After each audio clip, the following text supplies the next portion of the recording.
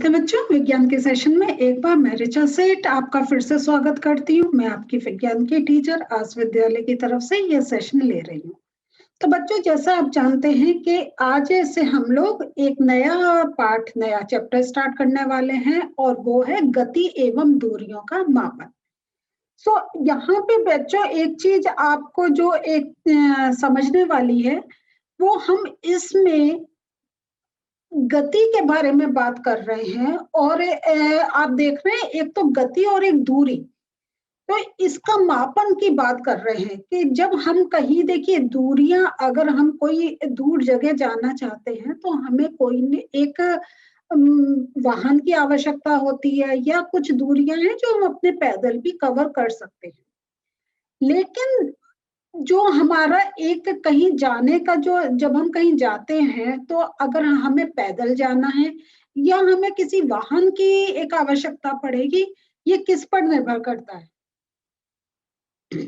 बिल्कुल ठीक कह रहे हैं, ये दूरी पे, कितना दूर है। अगर पास में हम पैदल जा सकते हैं, और थोड़ा सा दूर है तो अगर हमारे पास टू व्हीलर है, साइकिल है, स्कूटी है, स्कूटर है, उससे जा सकते हैं। या बहुत दूर है और तो हम गाड़ी करना पसंद करते हैं, और बहुत ज्यादा दूर है तो हम रेलगाड़ी, नाव, विभिन्न वाहन के से हम दूरियां तय करते हैं। अब इसी सब के बारे में हम पढ़ने जा रहे हैं, और जो आज का हमारा सेशन है वो है यातायात की कहानी पर। तो देखिए, हमारा जो यातायात के जितने हमारे पास एक सुविधाएं अभी एक हमारे सामने हैं, तो क्या वो आज ही जो वो शुरू से थी या धीरे धीरे बनी? बताइए, आप क्या सोचते हैं? धीरे धीरे बनी होंगी ना, कि हर चीज एकदम तो नहीं है कि जो हम आज देख रहे हैं, आज से 10 साल पहले, 15 साल पहले, 20 साल पहले वो वैसी ही अवस्था में चीजें थी, है ना? तो चलिए हम लोग आज अपना पाठ शुरू करते हैं। आप लोग की बुक तैयार है?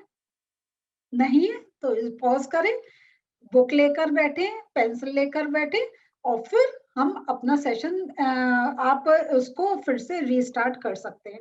ऐप के थ्रू देख रहे हैं ना आप? जब आपको लगता है आप पॉज करें, अपना काम करें, फिर से देख सकते हैं। तो चलिए, मैं अपनी बुक खोल रही हूँ, आप भी अपनी बुक निकालिए। सो बच्चों, रेडी विद योर बुक, है ना? चलिए, आज जो हम बात कर रहे हैं, देखिए जैसा आप जानते हैं, गति एवं दूरियों का मापन, ये हमारा पाठ का एक कहीं टाइटल है। तो अब अगर हम करें तो इसमें तो आपका जो पहला पैराग्राफ है, तो मैं कोशिश ये करती हूँ कि जो आपकी बुक में उसको पूरा पूरा समझाऊं। लेकिन आप ये कि यहाँ पे आप ये देखें कि बच्चे जब कहीं छुट्टियों में गए हैं तो कोई रेलगाड़ी से सफर कराए, किसी ने बस से कराए, किसी ने पानी के थ्रू उसको ट्रेवल करना था तो उसने नाव का प्रयोग करा था। तो तो हमने ये देखा कि जब हम भूमि पर चलते हैं तो हमारे पास बहुत वाहन हो जाते हैं, और जब जल पर चलते हैं तो हमारे पास नाव होती है, शिप होता है, और हवा में चलने के लिए हमारे पास एक एरोप्लेन या अगर कहीं हेलीकॉप्टर, यही एक हमारे पास साधन रहते हैं। तो यहाँ पे देखिए, अब इसमें देखिए कि उन्होंने ये जो आपके इसको जो टीचर बच्चों से बात कर रहे हैं, उन्होंने समाचार पत्र के थ्रू उन्होंने उन लेखों को पढ़ने के लिए कहा, जिसमें ये कहा गया कि इवन मंगल ग्रह पर हम लोगों ने कुछ वहां पर भी कुछ वाहन चले थे। ठीक है, तो यहाँ पे देख रहे हैं, ये आपके मंगल ग्रह के, एक मिनट, हाँ, तो मंगल ग्रहों की धरती पर जो ये वाहन चले थे, उनका भी उन्होंने एक लेख आया था, उसके बारे में उन्होंने बच्चों को पढ़ने के लिए बोला। तो देख रहे हैं कि अगर हम कहें तो हमारा, हम कितना सैटेलाइट हम अपनी कहाँ अंतरिक्ष में छोड़ देते हैं। तो ये भी क्या है, एक हमारे पास एक स्कोप है, अगर कहें एक टाइप का वाहन है जो आज हमें अंतरिक्ष तक में लेकर चला जाता है। तो ये सब जो एक हमारा डेवलपमेंट हुआ है, ये इतना इजी नहीं था। और अगर हम कहें जिन्होंने ये सब इसके बारे में सोचा, तो उनको हमें धन्यवाद देना चाहिए कि कितना दूर तक उन्होंने सोचा, और आज उसकी वजह से अगर कहें हमारा लाइफ कितनी एक कंफर्टेबल, कितनी एक इजी हो गई है। तो अब यातायात की कहानी हम शुरू करते हैं, और उसमें हम ये देखते हैं कि अगर हम प्राचीन काल की बात करें, तो अगर आपको याद होगा कि जब हमने वस्त्रों की बात करी थी, तो हमने एक जगह पढ़ा था कि लोग को वस्त्र वो पेड़ की छाल पहनते थे, पत्तियां पहनते थे, और धीरे धीरे उन्होंने वस्त्र बनाना सीखा, है ना। तो इसी प्रकार जब वो उस अवस्था में थे जिनको जब अपने कपड़ा तन ढकने का भी एक उनको पत्तियां और ऐसी चीजें थी, तो उस समय क्या था कि उनके पास कोई चलने का वाहन भी नहीं था, वो पैदल एक स्थान से दूसरे स्थान पर वो जाते थे। और फिर धीरे धीरे जब पशुओं का उनको उन्होंने देखा, और देखा कुछ ऐसे पशु हैं जिनकी पीठ पर हम अपना सामान रख सकते हैं, या हम खुद बैठ सकते हैं और हम एक जगह से दूसरी जगह जा सकते हैं। तो और फिर उन्होंने देखिए यहाँ पे यही लिखा है कि पहले वो पैदल चलते थे और अपना सामान वो या तो अपनी पीठ पर या किसी पशु की पीठ पर रखकर वो चलते थे। तो बेटा आप लोगों को बच्चों ये मालूम होना चाहिए कि पहले इंसान कैसे थे, ये बहुत जरूरी है। ठीक है, अब क्या हुआ, अब ये तो हमने देखा जब उनको एक धरती पर लैंड पर चलना होता था तब वो पशु का उनका यूज करते थे या पैदल चलते थे। लेकिन फिर जब अगर उनको जलमार्ग से जाना है, क्योंकि अगर आपने हिस्ट्री में पढ़ा होगा तो हमारी जो सभ्यता शुरू हुई वो जहां जहां पानी था, जहां जहां नदियां थी, वहां वहां लोग रहते थे, क्योंकि वहीं पे उन्हें एक कहें पेड़ पौधे मिलते थे जो जिनके फल फूल वो खा के जो अपना जीवन निर्वाह करते थे। तो अब जब उनको अपने जब बाहर दूर एक कोई जमीन दिखाई दे रही है वहां जाने का मन है, तो उन्होंने धीरे धीरे नाव बनानी शुरू करी। और वो जो नाव थी वो स्टार्टिंग में देखें वो लकड़ी के लट्ठों से बनी थी, जिनमें खोखली गुहिका बनाई जा सके, और मतलब खोखली गुहिका बनाई जा सके, ये मैं थोड़ा बताना चाहती हूँ कि इतना आपका ऐसा खोखला हो कि जहाँ पे वो खुद बैठ सके। अगर क्या है, अगर आपने नाव बनाई उस पर आप खुद बैठ नहीं सकते हैं तो क्या फायदा, बताइए, है फायदा? नहीं है ना। हाँ, तो उन्होंने इस टाइप से खोखला वो बनाया कि उसके उसमें वो बैठ सके। फिर इसके बाद क्या हुआ, उन्होंने लकड़ी के विभिन्न टुकड़ों से जोड़कर नाव की आकृति भी बनानी सीख ली। और वो आकृति का उनको आइडिया कैसे आया, जब उन्होंने देखा कि जो जल में जो पशु हैं, मछली हैं, पशु नहीं कहना चाहिए सॉरी, जो जंतु हैं, जो मछलियां जैसी, वो उनका क्या आकार है, फिर उन्होंने उस आकार को समझा कि अगर हम इस आकार का ही करें तो शायद हमें जो पानी में चलना एक हमारे लिए आसानी रहे। तो नाव के बाद क्या हुआ, फिर धीरे धीरे क्या हुआ, मनुष्य की क्या जो एक जब डेवलपमेंट हो रहा था तो उनका ब्रेन भी डेवलप होना शुरू हुआ। और जब ब्रेन डेवलप शुरू हुआ तब उनको आइडिया आया कुछ रोलिंग का, और वो तब उन्होंने बनाया पहिए का आविष्कार करा। ठीक है, एक मिनट। उन्होंने पहिए का आविष्कार करा, और इससे पहिए के आविष्कार से अगर कहें तो यातायात जो प्रणाली थी उसमें क्रांति आ गई, क्योंकि अब उनका जो काम जो धीरे धीरे पशु अपने पाँव से चलकर करते थे, या वो अपने पैर खुद अपने पाँव का यूज करते थे, लेकिन अब उनको लगा कि ये जो है ये कोई एक चीज है जिससे एक हम बहुत कुछ कर सकते हैं।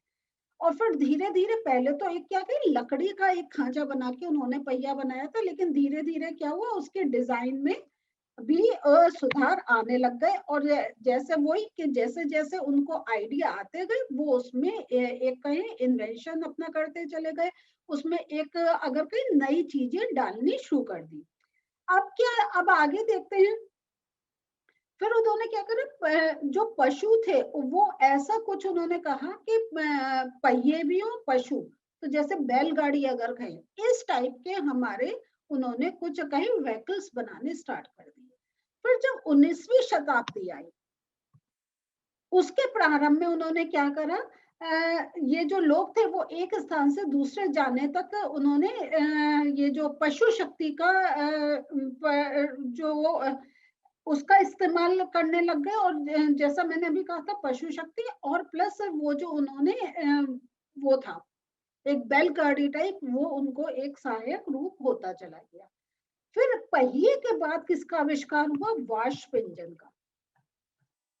और इससे अगर कहें एक और मतलब कहें एक और क्रांति आने की तैयारी हो गई।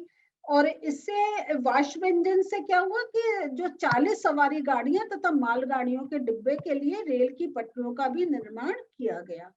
तो जब वो उन्होंने कि वो वाष्प इंजन, फिर वही देखे ना कि एक चीज से दूसरी चीज कनेक्ट होती है, तो वो सब उन्होंने सोचा कि अब ये भाप से अगर हम किसी चीज को खींच सकते हैं तो वो भारी चीज है। फिर उसके लिए उन्होंने जैसे भी जो उनके दिमाग चला होगा कैसे रेल की पटरी बने और किस टाइप से ऐसे पहिए बने जो वाष्प इंजन उनको अपनी भाप से वो खींच सके। तो आपने देखा है अब तो सारा इलेक्ट्रिकल और ये सब होने लग गया है, लेकिन वो भाप वाला वो इंजन धुआं छोड़ता हुआ चलता था। तो अगर आपको देखने को नहीं मिलता तो कोई वीडियो पुरानी देखिएगा, उसमें आपको वो इंजन देखने को मिलेगा। तो देख रहे हैं कि हमारा धीरे धीरे कहाँ बैलगाड़ी से देख रहे हैं कैसे हमारा हुआ कि और इसमें आपका ये जो पिक्चर दिखाई है ना, ये आपको एक एक्टिविटी भी दे रखी है कि इसमें उन्होंने आपसे ये कहा है कि यहाँ पे देखिए चित्र 10.1 में परिवहन के विभिन्न साधन दर्शाए गए हैं। इन्हें प्राचीनतम से आधुनिक अत्याधुनिक परिवहन के साधनों के सही क्रम में रखें। तो अभी मैं इस पर आऊंगी, तो वो हम एक एक्टिविटी भी करेंगे, ऐसी बात नहीं है। तो अब हम चलते हैं। अब जो हमने देखा कि भाप इंजन बने, भाप इंजन से रेल बनी, पटरियां बननी शुरू हो गई और एक और डेवलपमेंट परिवहन में होता गया। जल पर परिवहन के साधन के रूप में अब और क्या डेवलपमेंट हुआ, उन्होंने मोटर से चलने वाली नाव और जहाजों का उपयोग होने लगा।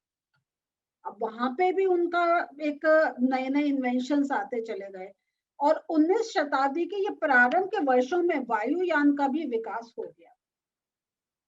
ये हवा में, अभी हम धरती पर थे, जल में थे, अब हवा में भी हमने 19वीं शताब्दी में उसकी भी शुरुआत हो गई थी।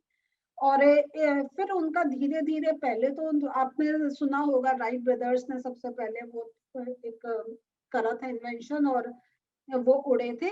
लेकिन धीरे धीरे वो तो क्या था, उन्होंने कहा कि वो खुद ही एक, बस एक इंसान, दो इंसान ही उसमें बैठ सकते थे, लेकिन धीरे धीरे उसमें सुधार हुआ और फिर ये देखा गया कि जो उसमें जो वायुयान है उसमें यात्री तथा सामान ये ले जाने की भी सुविधा उसमें मिले।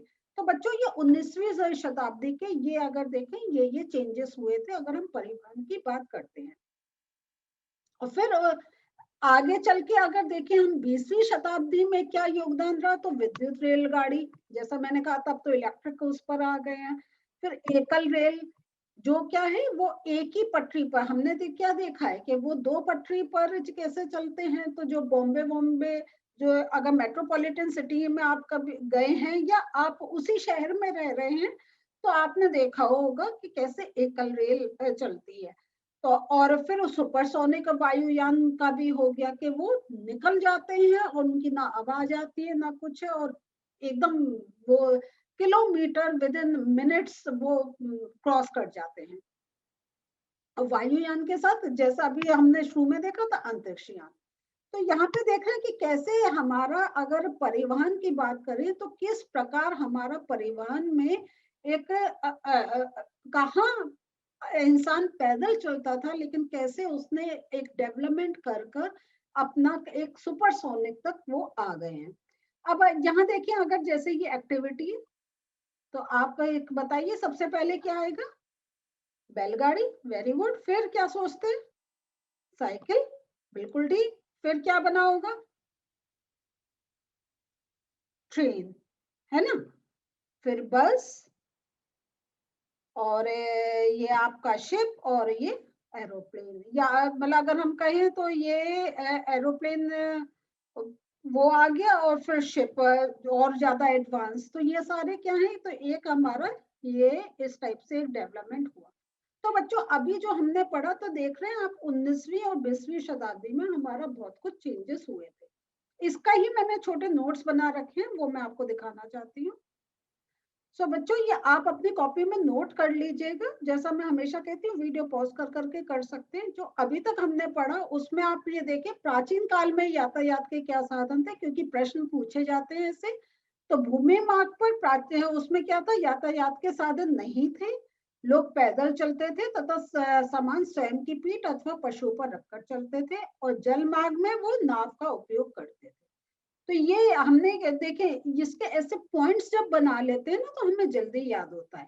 अभी और अब देखते हैं, हमने 19वीं और 20वीं शताब्दी का साथ-साथ पढ़ा था, तो उसको मैंने सेपरेट करके आपके लिए नोट्स बनाए हैं, वो आप नोट कर लीजिएगा कि 19वीं शताब्दी के प्रारंभ में जो परिवहन की क्या थी, पशु शक्ति पर निर्भर थी।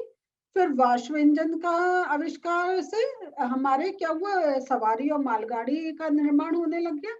उसके बाद स्वचालित वाहनों का भी निर्माण हुआ 19वीं शताब्दी में। तो ये आपसे पूछा जा सकता है 19वीं शताब्दी में यातायात में क्या सुधार हुए, या 20वीं शताब्दी में, या प्राचीन काल में लोग कैसे एक स्थान से दूसरे स्थान पर जाते थे।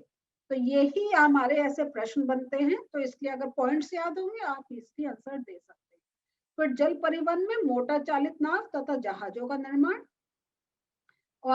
तथा उनका उपयोग होने लगा, और वायुयान का भी विकास हुआ और उसमें यात्री व सामान ले जाने के लिए योग्य बनाया। ये वही पॉइंट्स हैं जो हमने पढ़े, लेकिन आपको मालूम होना चाहिए 19वीं शताब्दी में क्या है, 20वीं शताब्दी में क्या है। 20वीं शताब्दी में आपका आ गया विद्युत रेल, एकल रेल, पराध्वनिक जिसको सुपरसोनिक वायुयान भी कहते हैं, अंतरिक्ष यान। या आपसे ये पूछ सकते हैं कि जो वाष्प इंजन है वो कौन सी शताब्दी में हुआ, या एकल रेल आपको कौन सी शताब्दी में हुआ। तो ये जो एमसीक्यू टाइप के क्वेश्चंस है उसके लिए ये पॉइंट्स बहुत इंपॉर्टेंट है, तो आप याद करिएगा। तो बच्चों आज जो हमने पढ़ा, तो हमने एक नया जो चैप्टर स्टार्ट करा है और उसमें हम बड़ा इंटरेस्टिंग पढ़ रहे हैं, यातायात। तो अगर हम कहें हमारे सारे चैप्टर्स में कुछ ना कुछ एक हमें सीखने को मिलता है। और आज हम देख रहे थे कि कहाँ इंसान पैदल चलता था, जिसको ये भी नहीं मालूम था कि पशु का भी उपयोग हमारा वाहन के रूप में हो सकता है। और वैसे और अब अगर कहें ऐसा उनका, अगर हम ह्यूमंस का ऐसा ब्रेन डेवलप हुआ कि उन्होंने सुपरसोनिक, मतलब वो जमीन नहीं वो हवा में भी भागने लग गए हैं, है या नहीं है?